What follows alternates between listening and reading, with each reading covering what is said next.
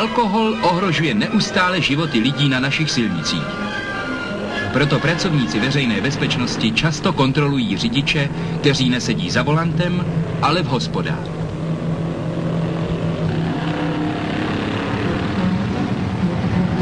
Zastavili jsme se s nimi před restaurací na Benešovské silnici.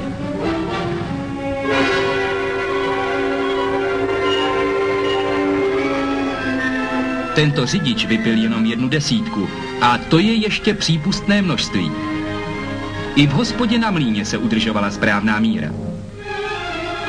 A když jsme přijeli k restauraci u Mníšku, začali jsme už pochybovat, že řidiči vůbec pijí.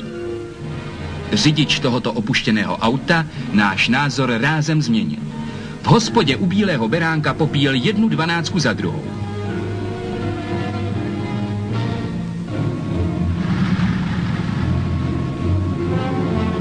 Před kontrolním chemickým přístrojem to pochopitelně nemohl utajit.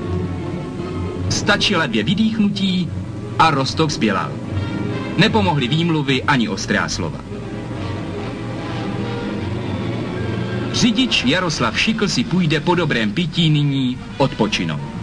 Zatím nespůsobil neštěstí, mohl však vážně ohrozit dopravu na našich silnicích.